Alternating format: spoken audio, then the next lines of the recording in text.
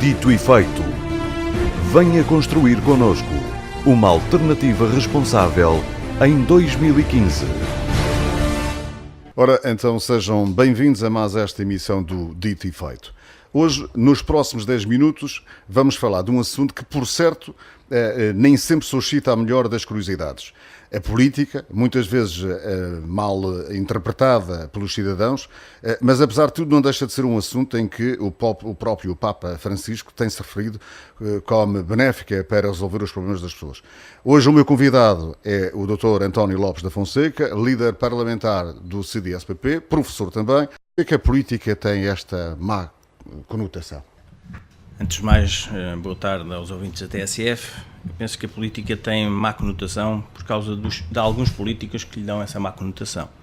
Porque se repararmos em certos países onde a cultura é outra, como nomeadamente a Alemanha, os cidadãos têm um conceito dos políticos totalmente diferente daquele que existe em Portugal.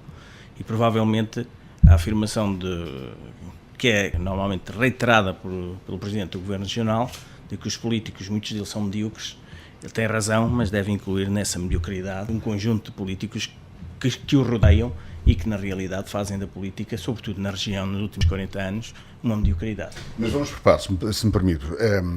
Eu referi a questão aqui do Papa Francisco, porque tem dito com alguma frequência que a política, quando colocada a bem do serviço da causa comum, é até um exercício nobre.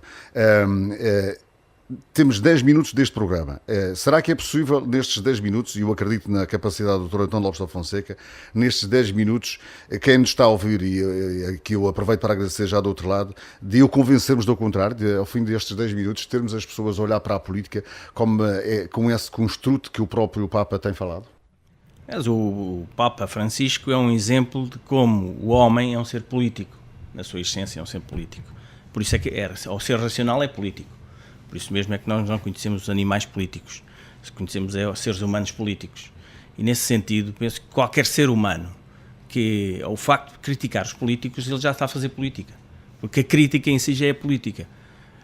A ausência de crítica é que é a não política. Por isso mesmo, penso que quem nos está a ouvir, para bem ou para mal, com crítica ou sem ela, falando bem ou mal dos políticos, é preciso que falem. Preciso que falem da política, mas também que as pessoas devem ter a preocupação de lerem, de se informarem.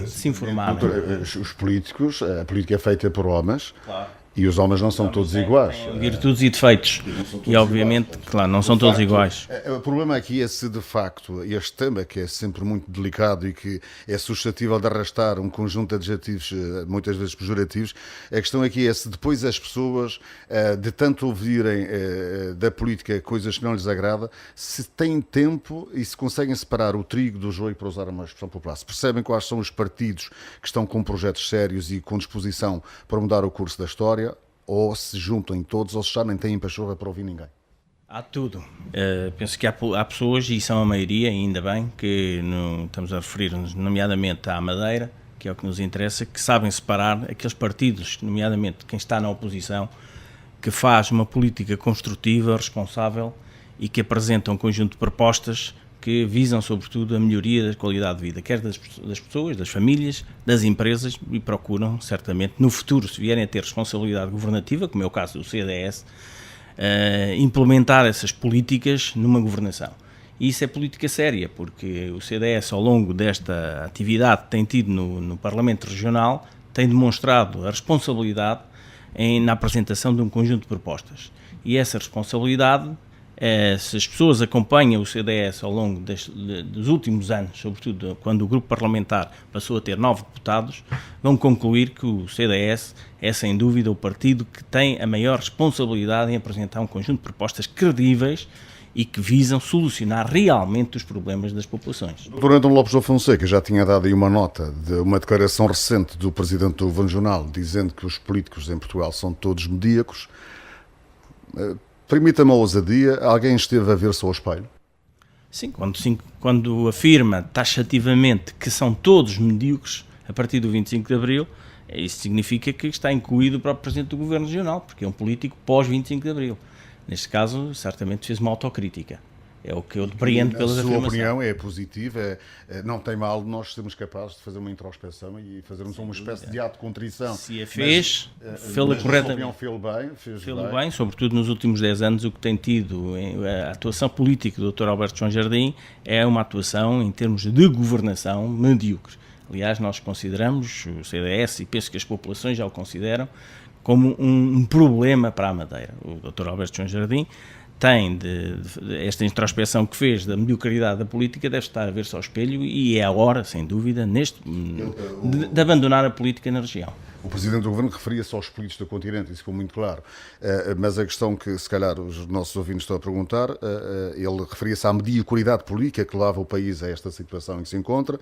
E permita-me que coloque então esta questão. O que é que foi feito diferente aqui na Madeira que o país não tivesse feito? Aliás, na Madeira foi feito diferente, mas para pior. Porque nos últimos 10 anos, sobretudo, agravaram-se as condições de vida dos madeirenses. Nós tínhamos condições de vida superiores em termos da média nacional e nos últimos 10 anos essas condições de vida dos madeirenses e porto-santenses vieram a agravar-se. Agradeço esta forma como o Dr. António Lopes da Fonseca, mas peço que se mantenha por aqui, que ainda temos a nossa parte da agenda, aquela em que depois convidá-lo-ei a fazer 2 pequenos comentários, um sobre a nota da semana e outro que tem a ver com 3 ou 4 atividades, que peço um comentário breve. Dito e feito, venha construir connosco uma alternativa responsável em 2015. Dr. Lopes da Fonseca, peço-lhe então um comentário sobre 3 situações que tinha aqui registadas, que me faça muito sucintamente um balanço parlamentar das atividades do CDS-PP. Depois explique-nos muito brevemente o que é isto do regime jurídico de incompatibilidades e regime jurídico de comissões de inquérito.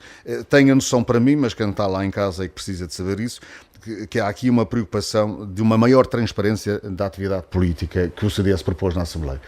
Aliás, em relação às propostas do grupo parlamentar, o CDS-PP, na responsabilidade que já referi aqui, que teve ao longo destas últimas sessões legislativas, sobretudo nesta última, apresentámos um conjunto de propostas, nomeadamente decretos legislativos regionais, que visavam objetivamente resolver alguns dos problemas da economia regional e, sobretudo, sociais para as famílias, e o PSD, pura e simplesmente, os ignorou. No entanto, há aqui uma nota que é preciso ter em conta. O PSD reconhece no grupo parlamentar do CDS uma grande credibilidade nas propostas. Reconhece, aliás, isto está nos passos perdidos, como dizemos. No entanto, as ordens são para recusar tudo que é do CDS. O estranho é que fomos o único partido que viu recusadas todas as propostas, o único partido da Assembleia. Isto revela realmente que o CDS é o grande adversário do PSD no futuro. É regime jurídico de incompatibilidades, regime jurídico das comissões de inquérito. O que é que o CDS... Incompatibilidades são... A lei nacional já existe, só falta adaptá-la à região e o partido da maioria ainda não procurou adaptar. A compatibilidade é que um deputado, por exemplo, não pode, sendo um empresário também, não pode concorrer em pé de igualdade com um outro empresário que não tenha uma responsabilidade política, sobretudo próxima do governo. Essa transparência tem que existir, significa que o tráfico de influência existirá se não houver esta separação de poderes entre os empresários e os políticos, como infelizmente na região existe. Julgo para tratar na próxima sessão. Em relação às comissões de inquérito, nós temos que mudar a lei, porque as comissões de inquérito na Assembleia Legislativa Regional desembocam sempre num relatório que é feito pela maioria e não é essa, obviamente, a função de uma comissão de inquérito. Muito obrigado, doutor. Para fechar mesmo e agradecer já, antes de partirmos, esta sua participação aqui, convicto de que eventualmente tenha convencido as pessoas que nos escutaram e que fizeram a gentileza de nos acompanhar nestes 10 minutos, que tenham mudado de opinião sobre a realidade da política e a necessidade da política. A nota da semana, esta sua nota da semana, faz precisamente hoje 51 anos que uma grande voz da liberdade, Martin Luther King, fez o discurso público que ficou conhecido como Eu Tenho um Sonho, portanto, I Have a Dream, nos degraus do Lincoln Memorial Washington.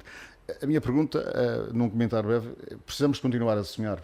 Eu penso que os madeirenses e porto-santenses, sobretudo, querem continuar a sonhar, e nomeadamente em 2015, penso que esse sonho poderá concretizar-se com uma alternância governativa na região. É isso que os madeirenses esperam e os porto-santenses, que esse sonho se concretize realmente em 2015. Muito obrigado. Como sempre, fechamos com a sugestão da semana. Nesta semana, a sugestão é um livro, A Mancha Humana, de Philip Roth, da editora Don Quixote. O livro recebeu 3 prémios internacionais.